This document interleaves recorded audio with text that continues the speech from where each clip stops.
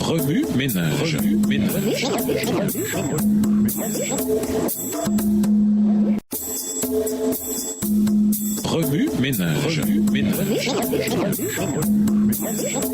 Bienvenue dans votre émission Remue ménage. Nous voilà à la leçon 8. Quand céder et quand résister. Nous vous invitons à lire les chapitres 25 et 26 du livre des Actes. Introduire un nouveau type de communauté. Au XVIIe siècle, les croyants commencèrent à considérer l'Amérique comme un refuge pour échapper aux persécutions. En 1631, les puritains en particulier établirent des colonies prospères dans la baie du Massachusetts et le long de la côte de la Nouvelle-Angleterre. Ces puritains entreprirent d'instaurer une forme de gouvernement théocratique, se considérant comme un nouvel Israël. Les premières lois du Massachusetts exigeaient la fréquentation régulière de l'Église et le paiement de la dîme. Les législateurs décrétèrent que le blasphème, la sorcellerie, l'adultère, l'homosexualité, l'adoration d'autres dieux et le refus du baptême des enfants étaient passibles de la peine de mort. Les personnes soupçonnées de dire du mal des dirigeants pastoraux ou d'exprimer des opinions différentes de celles qui étaient prêchées étaient traduites devant les tribunaux ecclésiastiques et se voyaient infliger des sanctions civiles.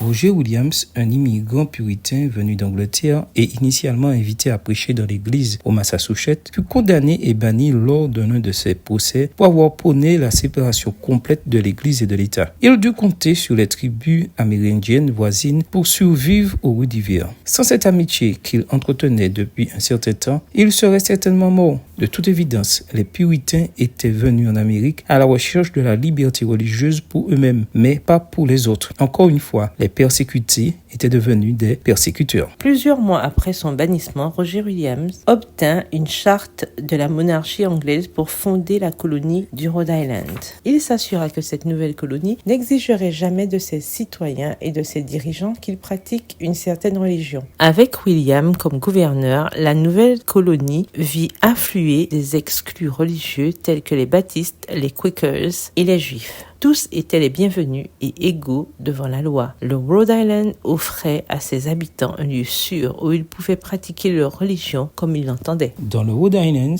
Roger Williams cofonda la première église baptiste d'Amérique, la structurant de manière à ce qu'elle soit totalement indépendante de l'État, conformément au modèle d'institution religieuse du Nouveau Testament. La leçon de cette semaine portera sur la façon dont l'apôtre Paul a exhorté les dirigeants civiques à ne pas s'occuper des questions religieuses et sur la façon dont son engagement envers l'Église l'a poussé tantôt à défendre ses droits, tantôt à y renoncer en fonction de la situation. Remue ménage écrivez Actes, les chapitres 25 et 26 à partir de la version biblique de votre choix. Si vous êtes pressé, écrivez Actes 25, les versets 17 à 22. Vous pouvez aussi paraphraser ces chapitres avec vos propres mots, en tracer les grandes lignes ou en faire une carte heuristique. Au revoir Et à demain si Dieu veut.